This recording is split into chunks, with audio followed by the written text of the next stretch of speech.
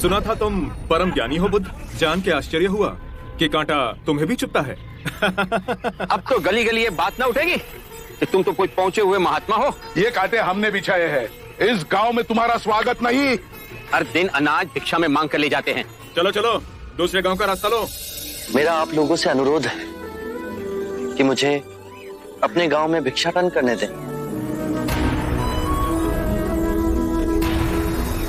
ठीक है, भिक्षा चाहिए तो दे अपने रक्त की आहुति।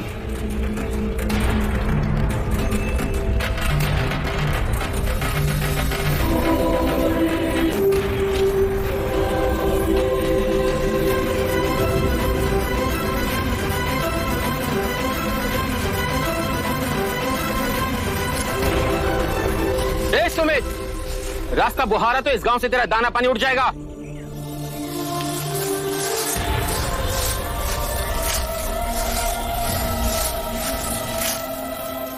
आप गांव में प्रवेश कीजिए। इन मुट्ठी भर लोगों से कई अधिक लोग आपको भिक्षा देने के लिए आतुर हैं।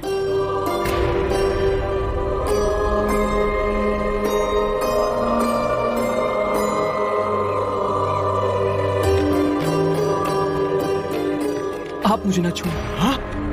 नहीं तो मेरी छाया भी पड़ी, आप दूषित हो जाएंगे। क्यों दूषित हो जाऊंगा मैं? तुम भी हम सभी की तरह मनुष्य ही हो, और एक मनुष्य का स्पर्श दूसरे मनुष्य को कैसे दूषित कर सकता है? केवल लालच, घृणा, मोह, तृष्णा, हम ही मनुष्य को दूषित करते हैं। और तुम जैसा मनुष्य जिसमें इतना प्यार भरा हो, वो केवल दूसरों को सुख ही दे सकता है, दुख नहीं। कैसे महात्मा हो तुम? तुम्हें तो जाति वर्ण का ज्ञान भी नहीं है। चोला पहने कोई सन्यासी नहीं होता। अरे पाखंडी हो तुम, पाखंडी। जो मानव से उसकी मानवता को छीनता है, पाखंडी वो होता है। परंतु इस मनुष्य में भी हमारी तरह प्राण बसे। इसे नीचा कहे, इसका तिरस्कार करना सबसे बड़ा पाखंड है। यदि जानते नहीं हो तो मैं बता दूं, ये धर्मशास्त्र है। पाखंड कैसे हुआ? जिस मिट्टी से सारी मानवता का सृजन हुआ, उसी से इसका भी हुआ। मानव और मानव में भेद कर आप सृजनकर्ता पर कीचड़ उछाल रहे हैं। यदि हम आकाश में कीचड़ उछालेंगे तो आकाश तो ऊंचा ही रहेगा, परंतु कीचड़ वापस हमारे ऊपर ही गिरेगा। आकाश ने तो भेद नहीं किया, वो हम सभी को एक पिता समान ढके हुए है। ये जब प्रकृति भेदभाव नहीं करती तो हम मनुष्य में भेदभाव क्यों करते हैं? यदि ऐसा है तो इससे संघ में भिक्षु क्यों नहीं बनाते? बहुत अच्छा सुझाव दिया आपने।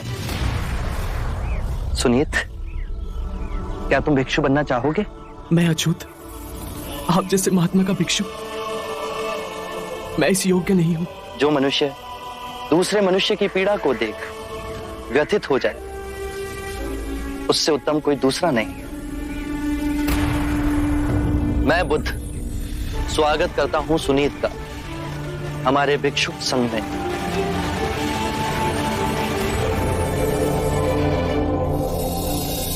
सारा जीवन किसी ने दया के दो शब्द ना कहे मुझसे, और आज इतनी करुणा बरसी है। पहली बार ऐसा लग रहा है कि मैं भी मनुष्य हूं, और जो मैं कर रहा हूं यह अधर्म तो नहीं। जो अधर्म आज तक हुआ वो अब नहीं होगा। हर मनुष्य में चेतना का द्वार है, बस उसे ही अपनी संभावना को पाना है, अपनी गरिमा पे पुनः लौटना है। मेरा मार्ग प्रेम का है, वहां सबका सत्कार है। जिस भी मनुष्य ने अपना गृह त्याग कर सत्य के पथ पर चलने का निश्चय किया, चाहे वो ब्राह्मण हो या क्षत्रिय, वैश्य या शूद्र ही क्यों ना हो, उसी महासागर में विलीन हो जाते हैं।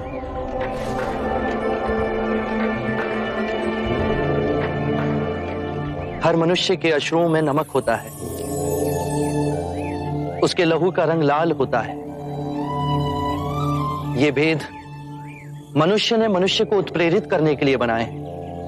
आज मैं इन भेदों को काटता हूं। आज सुनीत को दीक्षा देना क्रांतिकारी होगा। हम पर बहुत से संकट आएंगे, हमें और तिरस्कृत किया जाएगा, पर सत्य आने वाली आंधी के सामने अडिग रहेगा।